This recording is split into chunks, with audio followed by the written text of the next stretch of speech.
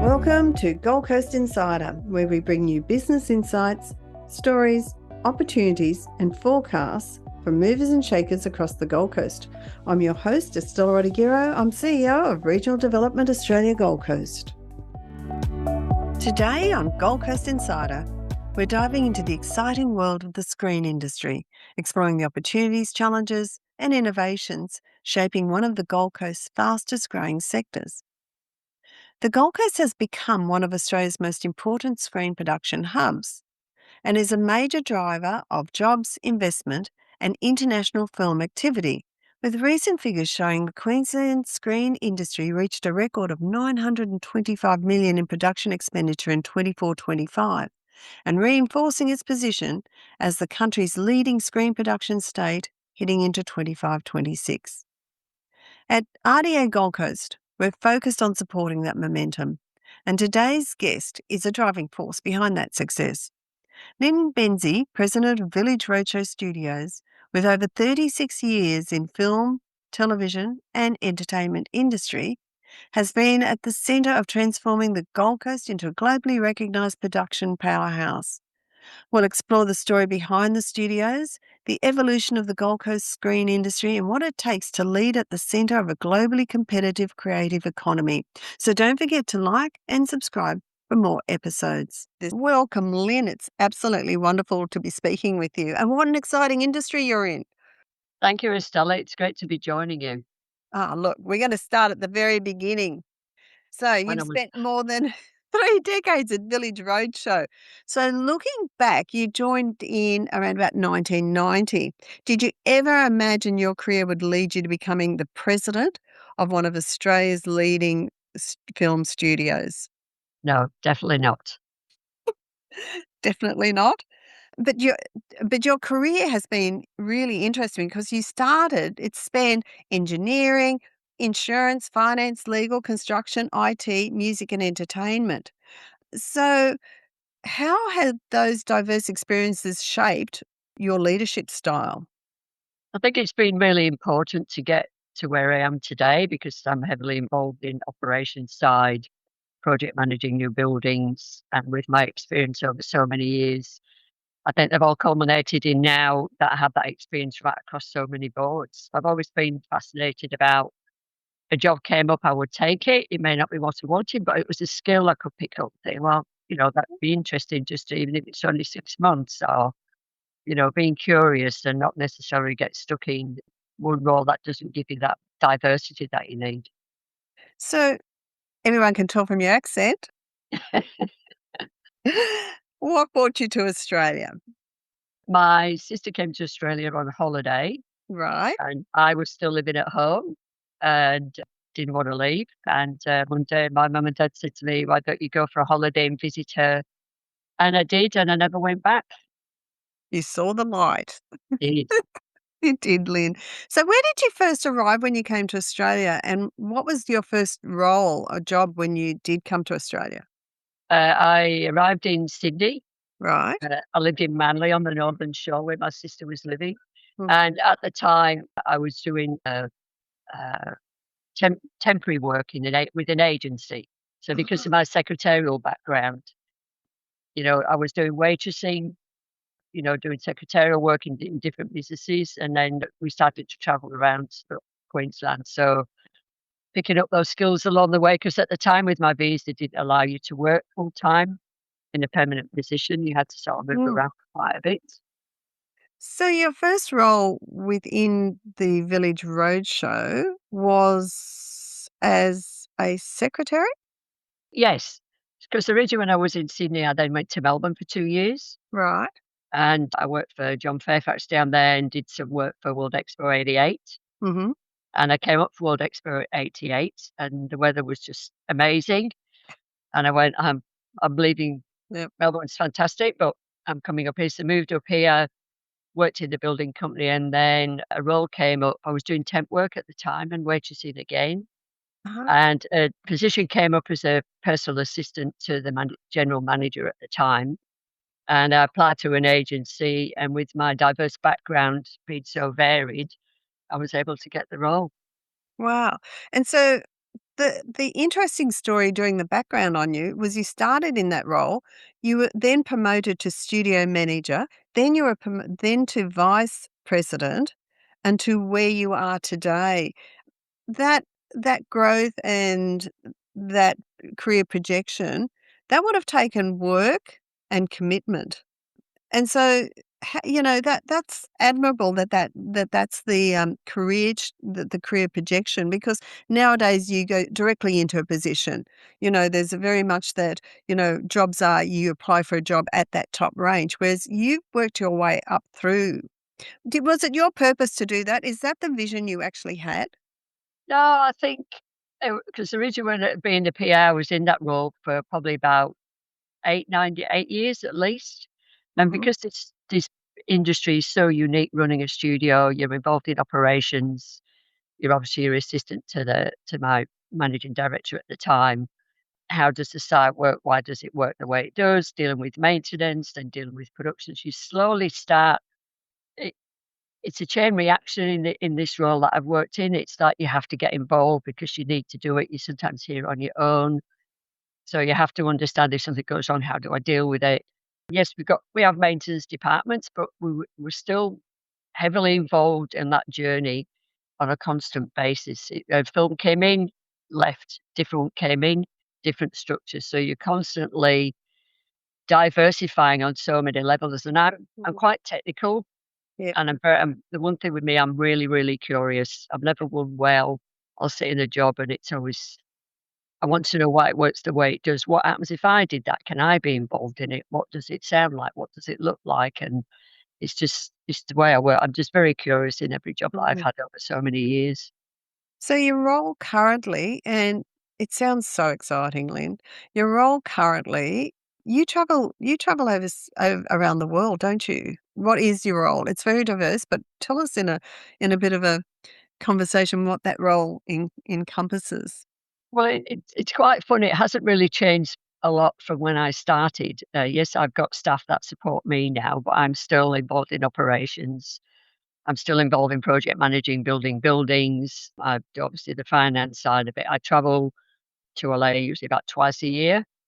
There is an industry that goes together collectively through OSPO, which is based in Sydney, Mm-hmm. which is there to represent industry to the rest of the world. So we get opportunities to travel to LA to meet the clients. And I've been lucky, I've set up some long business relationships with some of these clients for probably over 30 years. Yeah.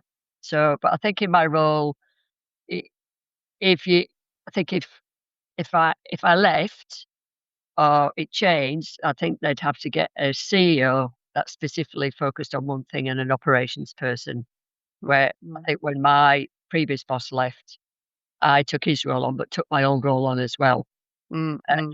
I still do that to this day because there's many a time I'm here on my own and I have to deal with production. So I might be the figurehead of the studio and still travel, but I'm still heavily involved in the nuts and bolts and on the ground as well.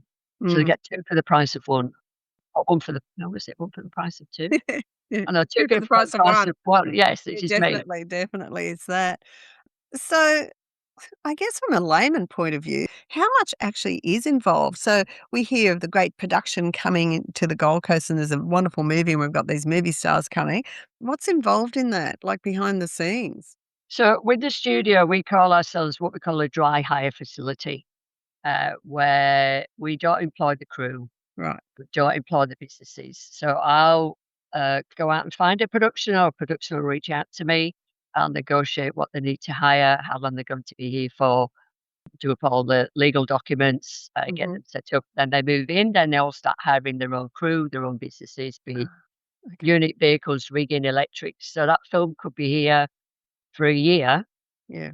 And then when they've finished filming, they pack it all up, leave the site, and then we start all over again. So our role when productions are here as well is to general maintenance of the site, but also to deal with anything that might come up unexpectedly. And Mhm. it just could be anything. Mhm. I've asked people ask me many a time, what does your typical day look like? And I said, apart from driving to work, we don't really know until you get in here and you Mhm. don't know Mhm. what's going to be thrown at you at last minute. Some days it might not be. Staff Mm. can just do their normal job, but then otherwise it's constantly working with production on a regular basis. Right. So, do you do negotiation around getting these films to come to the Gold Coast? Is Yeah, I mean that's my primary role, because if we don't have films or a TV or anything coming here, then it means the crew and local businesses don't have the work. Mm, So my passion has always been to see the crew working regularly. And I mean, we have productions. I can't fit everybody in. yeah, yeah, There is a natural cap that we have, yeah. but productions will still reach out. They may like go locally, find warehouse space. We have a City of Gold Coast now have a dedicated film development division, which has been in place for many, many years. Mhm, And working with Screen Queensland, which is the film commission, mm, mm. collectively. But our role is really to go out and promote the studios, get the businesses in, make sure the crew are busy, and we have a facility that's hired on a regular basis. Yeah. So, anyone driving up the M1 going past have seen the monumental growth in that region, in the studio out there, in the Village Roadshow studio. How has it evolved since its early years to be the world-class facility it is today? Because the studio was originally built in 1986 by Dino De Laurentiis, That's right. and it wasn't owned by Village. Village bought his company in 1988, and at that time there was only 4 stages, few workshops, the admin building where I'm sitting now, and there was no movie world. The only thing that was still here was Wet and Wild, but that was independently owned. Mhm. And then Village bought the company in '88. They built Stage 5 in 1990, and that's when I actually started. So the park did not get built until 1991. Ah, okay. And back then there was no incentive, there was no film commission, so we really had to, what my previous boss did, Michael Lake, was what do we need to put in, what makes the Gold Coast, why would anybody come here when you're in the middle of nowhere? Mm, And then over those years, he used to extensively go traveling to different states around the world to attract people. Back then, we used to call them, what they were, movie of the weeks, which is a bit like streaming now. mhm, Small budgets get them in, then features started to roll in. mhm. Then we expanded in '94 with stage 6, and then we expanded again with stage 7 and 8, and then we expanded again with stage 9, which was when we did the Commonwealth Games here. So it's having that vision and seeing how productions change. Like Yeah. maybe if Wicks are not there anymore, it became more series back then when we had Sea Patrol, Oh, that's right. Flipper, Jonathan Schiffer did Mako, Island of Secrets. That's where it evolved. And then features started like to come in. The first feature I had when I was here was Fortress with Christopher Lambert, Oh, and who did Tarzan. And then after that, we did obviously Scooby Doo, Peter Pan. But as the bigger films started coming in, we need bigger stages, and that's how we got to build stage 7 and 8. mm. We had a partner deal with Warner Brothers when we were doing Scooby Doo, and then again, it's having that vision. So when we built the water tank, we already had a water tank in stage 5. Fool's Gold came in. Mhm. Warner Brothers needed a tank, so we worked with them, gave them the land for free. I project managed building it, and we've had about 15 films have come here because of the water tanks that we have. So it's having that vision that it Mm, keeps mm, evolving all the time. yeah, so it's evolving with and growing. So that leads me to, what do you think are the key ingredients that make Village Roadshow Studios attractive to international producers and studios? Because it is becoming so much more popular, isn't it? Yeah. I mean, it has been for a long time, and I think the diversity of locations are so close to the studios where we're based. Yeah. That's a big factor, and plus that, I mean, back there when I started, we didn't have the depth of crew. We didn't have the tenants that we could now have, like with Panavision and Myriad. They weren't even here. So Mm-mm. it's attracting those businesses. Then the crew started to grow. People were moving up from Melbourne. But even today, the locations are a big driver because it's so easy to double for so many regions. Obviously, if you're looking for England architecture, you're a bit limited with our places in Brisbane. But with the jungle that we have, if you look at that, we've done 4 feature films of Kong here, Nautilus, the landscape as well. We've doubled for Miami. So I think we're quite lucky. We're in a unique spot that we are so close to everything. And it's exciting from a Gold Coaster point of view because you can look at and you can see the film studios around the place, making King Kong across over the spit. And, it's just that wonderful air of, excitement that it brings to the Gold Coast, let alone the sightings of the actors themselves at times as well. But we always talk about how great the studio, yeah, how great everything's growing, but you must have faced some real challenges along the way. What are some of the biggest challenges that you have faced or you are facing, if you want to talk about that? I think because I've been here for so long, there's been so many challenges along the way. Yeah. We've had a production burn the soundstage down, not intentionally, Oh, just went wrong. So then having to rebuild all of that, started again. Stage 9, probably something I'm very proud of. We were dealing with the Commonwealth Games at the time, and they approached us to build stage 9. We had to build it quick enough for Marvel to use for Thor. oh, So I actually built the stage in 8 months for them to use it. Now that stage would normally take 18 months to build. wow. So we were able to pull it off. So for me, there's so many challenges along the way. Like, I know it sounds silly. We have a lot of wildlife here. Mm, There's nothing worse if that wildlife gets in the soundstage and you have to try and get it out in the middle of filming. I never even Uh, thought of that. yes, it's just, your pigeons and your possums and your snakes and Mm, so all those little things you think of, that is mm, a challenge because sometimes we'll be in the middle of filming and say, look, we've got a pigeon and we can hear it, we need to get it out. So it varies so much. yeah, yeah. We keep talking about the film and screen industry, and the first thing that comes to my mind is, those big major films that we've seen being produced here. But beyond that, there's other content and productions that are also driving the growth of the screen industry. Can you talk to us a bit about those? Yeah, I think, while international is a game changer over the years, domestic production is really important as well. Mm, mm, Having Screen Queensland on board and City of Gold Coast supporting all aspects of film, be it music, theatre, and domestic production, it's having that driving force to create sustainability. So we've had series, we've done product launches, we've had band rehearsals, we've had a wedding in the soundstage, and it's just that domestic production. We've had quite a lot over the years as well, like with Jonathan Schiff, back then with Mako Island of Secrets and H2O, Sea Patrol back then. Quite recently, obviously, the international had Nautilus and Monarch.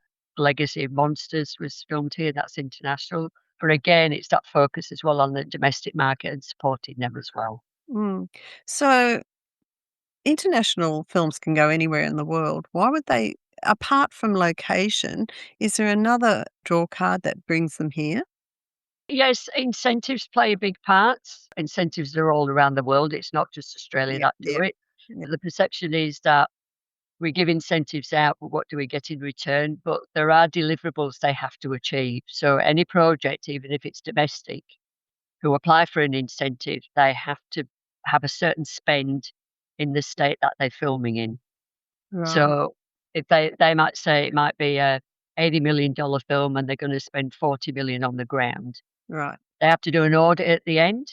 And if that audit doesn't meet the spend that they were going to say, then they don't get the rebate in full. Mm-mm, And there's big parameters as well about training, attachments. Productions have to take attachments as well.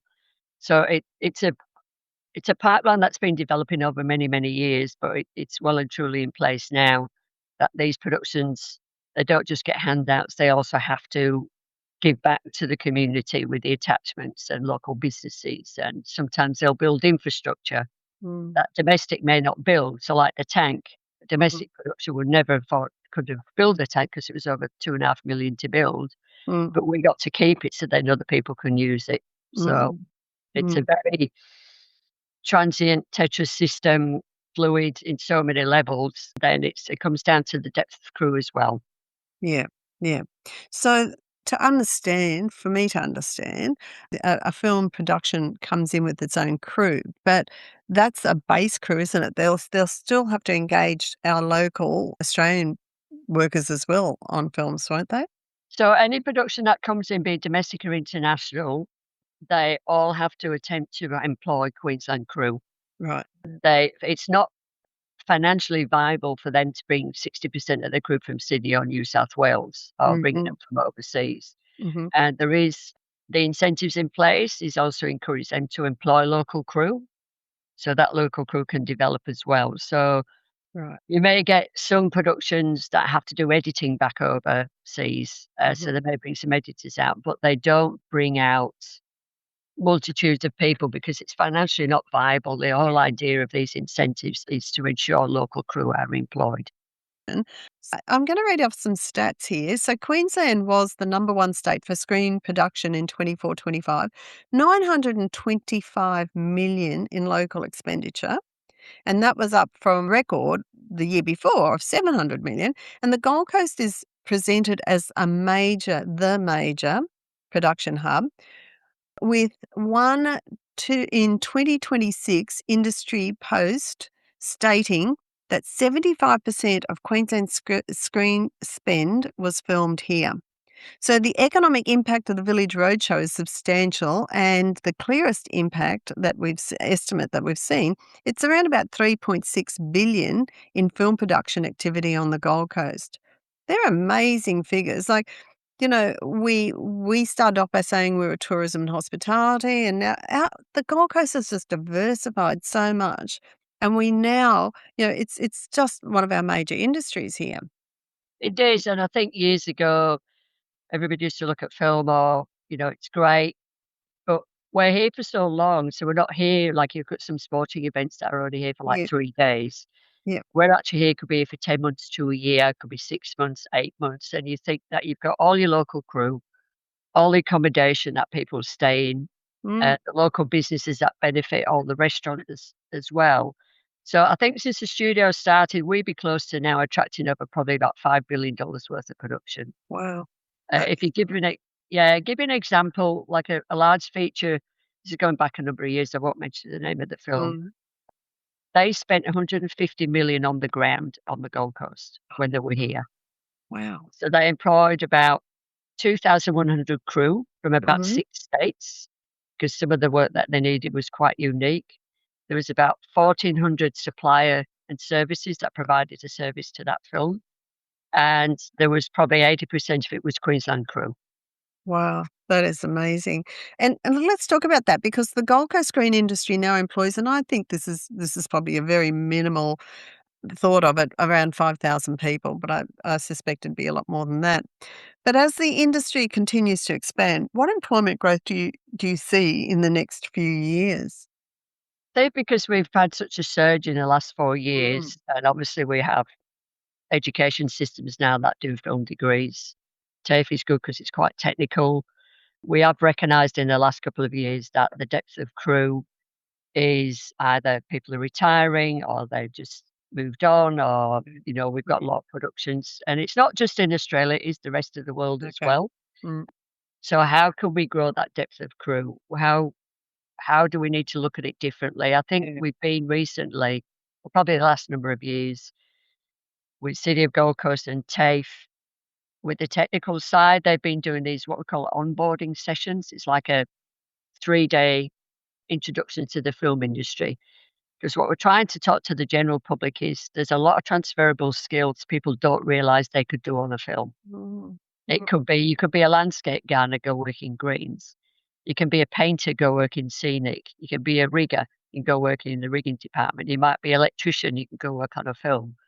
So they've been doing it. They've just did one quite recently, and they have key speakers that go and talk to the general public who want to go and do the course and talk about how do you get into the industry. Do you have a transferable skill? wow. Well, the shortage of crew, what we call below the line, is technical. It's accountants, payroll, petty cash, rigging, electric, set deck, props, transport. It's everybody across so many platforms. You'd be surprised at the different jobs that are available.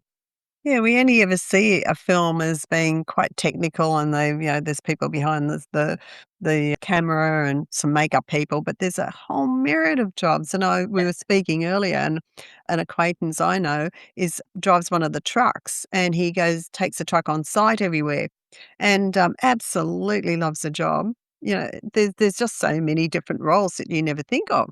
Someone's Well, got to cook the food, I guess, as well. yeah, you've got your catering, then you've got your food suppliers, then you've got somebody who makes wigs, you've got somebody who does contact lenses, somebody a local person does teeth.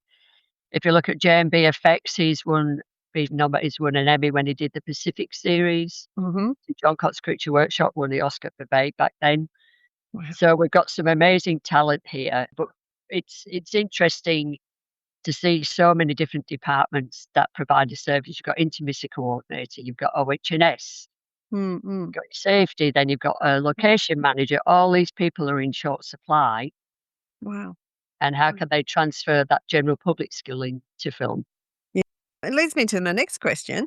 If someone is interested in the film industry or having a career within the film industry, where would they begin their journey, Lynn? What's your advice to them? I think you've got to be open to taking on a role that it might not be something that you're interested in. It might be, I want to be an actor. And the Right. question that I ask people, I want to be a director or producer. And I say to the younger students, like, why? What is the reason that you want to be that? So if you want to be an actor, which is fantastic, how long is it going to take you to get to that point that you become so successful? So how are you going to fill that work in between? So go and work on a film, be an extra, but at some point it's not sustainable. So you have to look at, it's great to be a producer and director, but if you work in different departments, it will help you understand how that director evolves and not jump straight. You might have done a small film as a director, but when you're working on a domestic production or international, it's if you start working in each individual department, you start to see, oh, now I understand how it works. That makes sense. And we've Mhm. had people have gone into art department, never realised that department existed, absolutely loved it, and wants to stay in that department. So it's just being open minded. Mm. I think with like the TAFE onboarding, looking at all the different websites that give information, like Screen Queensland website, general magazines, If Magazine or Arts Hub, all of those have regular updates on the industry.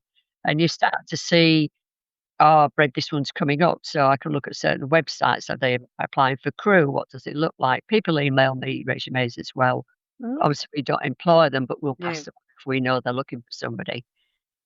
Being able to write a resume but not have AI do it. Mm. Okay. It's silly things like that. It's like, sending resumes out, how you write your emails. Hey, mate, I'm looking for a job. It just doesn't, certain things that you do look for, and that's what productions will look for. Mhm. But I think there's so many opportunities now. Yeah.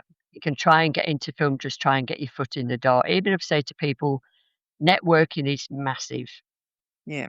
Film festivals we have, the Gold Coast Film Festival, the Age Pacific Screen Awards coming up. Network on so many levels Mhm. because you never know who you're going to meet on that journey. Mm. And you could be an extra. Might not, you might not even be interested in acting, but go and do it because you'll start to see, oh, all the crew running around. Mm. You get paid Mm. for it, Mm. and it gives you a little snippet of what to get into. If you're going to go into university, look at, is it diversify enough? Does it diversify for what you need it to be? Can you go work on a film if you get the opportunity, or can you get your foot in the door and then it just takes off? If once you start getting in there and you're working with the crew and you work well, you'll find that they'll just keep picking you to go work on the different films when they start moving in. So, what legacy would you like to leave the next generation of filmmakers and screen professionals? I think having a robust industry that creates certainty and ongoing work for local businesses and the crew. For me, that's been a big driver for me. Yes, getting filming, it's hard work. I sometimes have worked for films for 2 years to get them here. Wow. But when they get here, it's then well, there's so many parameters that can affect it as well. I've had them here and the director does they can't get the director or the cast does it, so they've cancelled the movie. Oof. Or you'll be so close to doing the deal and they don't want to come and it moves so fast. But for me, long term, Mm. Mm. like we are now, is creating sustainability.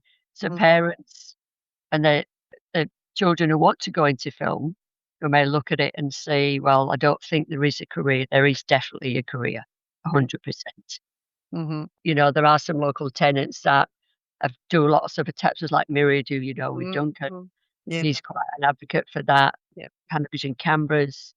So I think for me, it's creating that legacy that I can eventually walk away and say, I know it sounds a bit funny because of me, Mm, the hard work that we've put into it with Screen Queensland and City of Gold Coast. We have created an industry of where we are today, and people are starting to realise financially and economically, mm. it's a massive game player. It is a massive game player. And you've had such a diverse career, and I can understand how that career has led you to your position today.